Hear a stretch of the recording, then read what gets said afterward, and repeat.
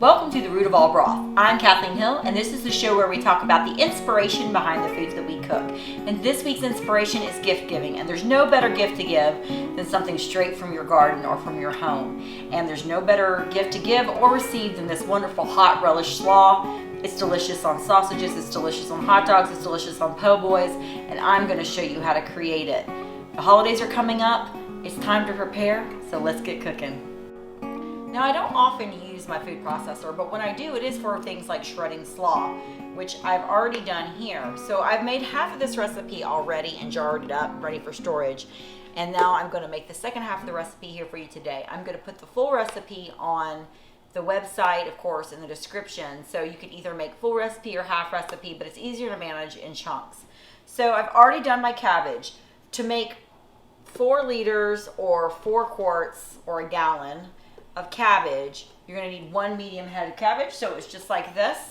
I shredded it all in my food processor, and now I've cooked half, and now I've got the other half here ready to go.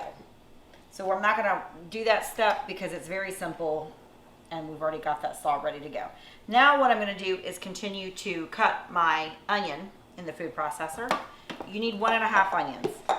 So when you use a food processor, I hope you've used it before in the past. You can cut your onion into smaller chunks. I like to slice it horizontally because if you cut it from the top to the bottom where the root is, you're going to get more of tears because you're going to get more of that juice out of that onion, and you don't want to do that, and you'll be weeping in the kitchen. So that's the way I like to cut my onion.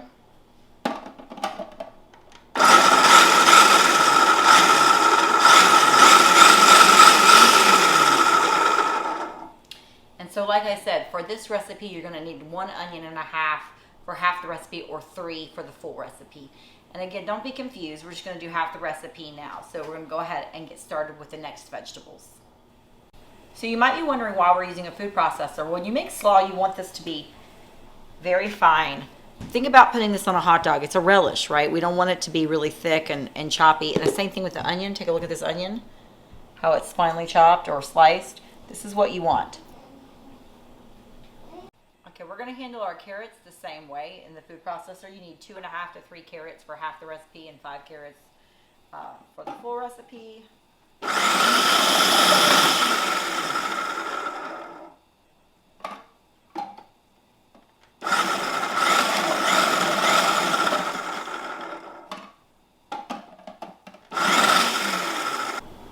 Okay, now that the carrots are sliced, you could have done that by hand, but since I had my food processor out anyway, I went ahead and just ran them through there. And then what I do is I'm going to go back and then cut these into just smaller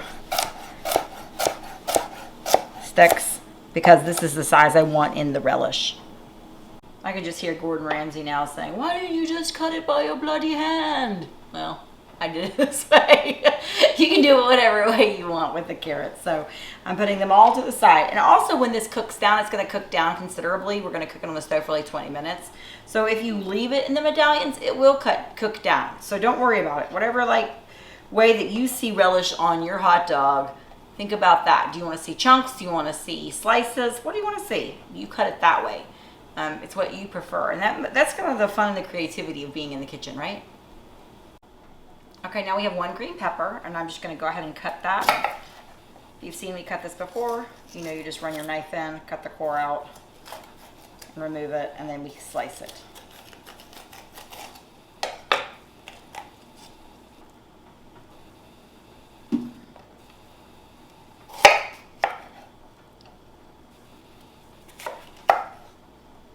Now when I cut this, I'm going to cut this down into strips, and then I'm going to chop it.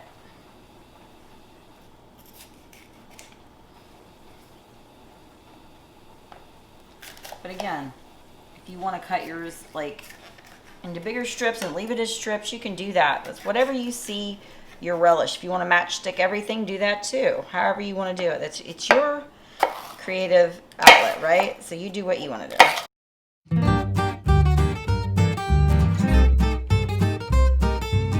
So this hot slaw relish is not only hot and mustardy, it's also sweet. So there's that sweet and sour, and then that little bit of heat that follows. Now the first batch I made, I did not include the seeds from the jalapeno. This one I will, so that'll be mild and this will be hot. So for this recipe, we're gonna have 2 jalapeno peppers. If you're doing the full recipe, you'll need 4. I'm just gonna cut the cap off. I'm gonna slice it down the middle. And then I'm gonna slice it again. And like I said, with this one, I'm gonna keep the seeds because I wanna make this one a little bit hotter.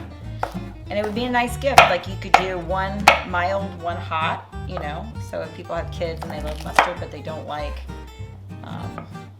it too spicy. And some people just really can't handle really spicy foods, right? I mean, there are some of my friends are just like, I don't like really spicy things. So me, if I'm not sweating when I eat, it's not hot enough.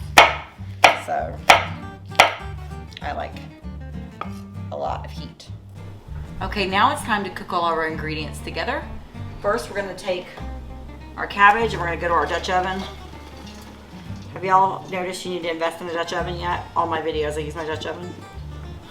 Okay. And that's why I said I made half the recipe, because you can see how much, if I made that whole recipe, I wouldn't have enough room. Take our green peppers, jalapenos, and carrots.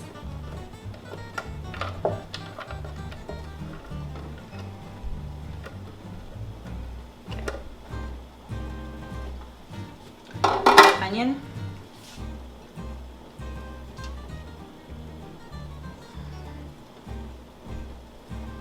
Now, get your hands dirty. I want to mix all this up together. And this will cook down, like I said. But for right now, we want to get this all mixed in. So it's like if you're making coleslaw.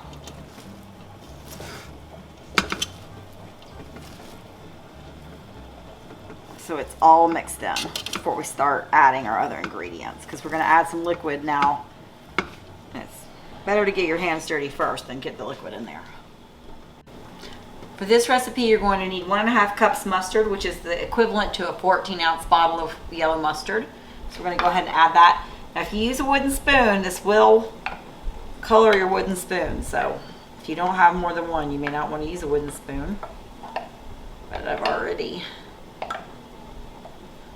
discolored this one, so it's okay. And then we're going to use 1/2 cup of apple cider vinegar.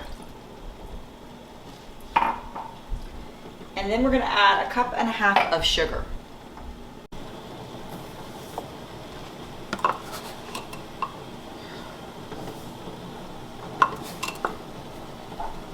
Okay. If you don't want it as sweet, of course you can leave out some of that. That's all you need to do. Now we need 1/2 tablespoon of pepper.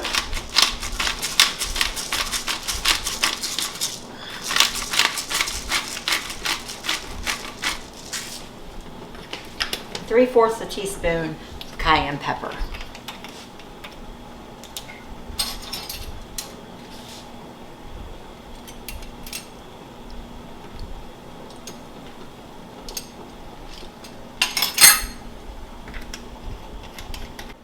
Okay, we're gonna boil this for 20 minutes. So I'm gonna turn on my eye on high.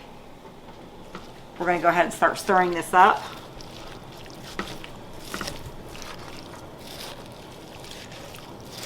This will cook down, like I said. And now we're just gonna cook this, boil it actually for 20 minutes. So you're gonna wait for it to get to boiling, then turn on your timer, okay? It doesn't count just because you've had your eye on for 20 minutes. You have to bring it to a boil and then boil it for 20 minutes. So when thinking about gift giving, I mean, think about how awesome this would be. We're gonna show you how to preserve this. You can keep it up to 18 months. This is a pint-sized jar. This recipe will make 4 pint-sized jars, or 8 half pints, depending upon how many gifts you want to make.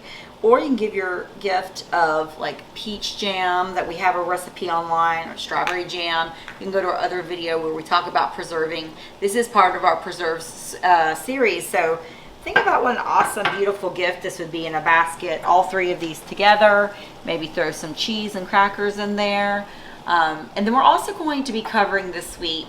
We're going to give you 2 actually episodes this week because we missed last week. We're going to give you pear honey as well. So that's another preserve that you can give as a gift. I make one big wonderful basket just straight from your kitchen. People really appreciate it, and it's a fun thing to do. So we are at boiling. We want to continue to stir vigorously so this will cook down.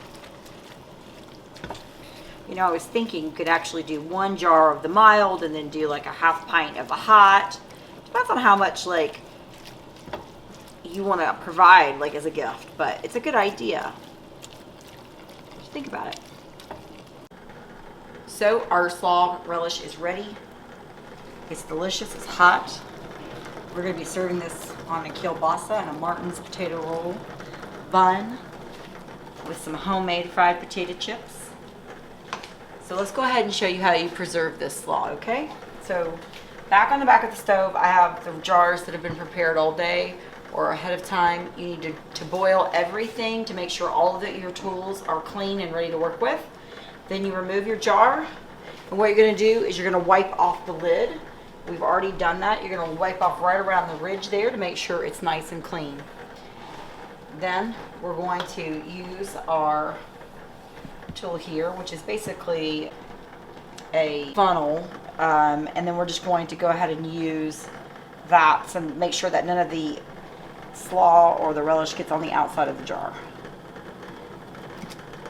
It's very important not only to mark the date on your jar, but also for this one it's going to be spicy, so we want to make sure that we mark hot.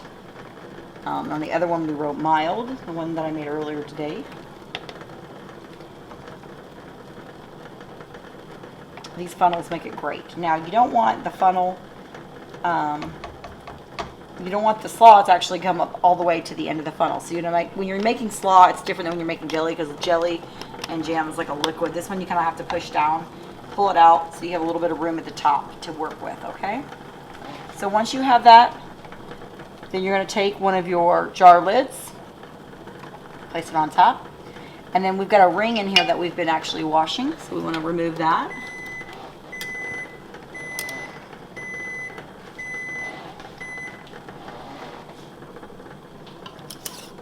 And you're just going to tighten it by your hand at first.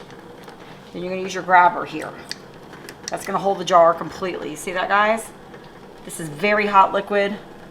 You're going to put this down into there, let go, and release it. While it's in the water, you're going to notice there'll be some bubbles coming up from the top and on the sides. That's how you know it's sealing. I'm going to leave it in there for about 12 minutes and then remove it. How do you know it's done? Well, if you look at this jar right here, this is one of the mild jars we made earlier. It's flat, and when I touch it, it does not pop. If it popped, then it didn't seal properly, and you have to put it back in the water. And then if it doesn't work, then you might want to just start all over. But this is good and sealed. Okay, let me make a plate for my hubby. So we have our relish. Put that on the hot dogs. Well, this is kielbasa. Beautiful. This is the mild. Like I said, I made earlier.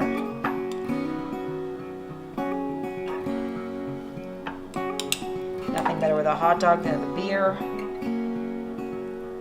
I have a Duels here for me. And then some wonderful homemade potato chips. If you haven't learned how to make our homemade potato chips, I'll put a link here in the video so you can learn how to make our homemade potato chips. I would highly recommend using peanut oil. And there you go. Hot slaw relish on a kielbasa dog and a Martin's potato roll bun and some wonderful homemade potato chips. I hope you enjoyed this episode. This is going to make an awesome gift for your friends and family. Get into it, try it out, try new things. That's the fun of cooking. I just want to thank you for all of you who have subscribed to our channel. And if you haven't subscribed, hit the button to subscribe and ring the bell for notifications, and I'll see you real soon.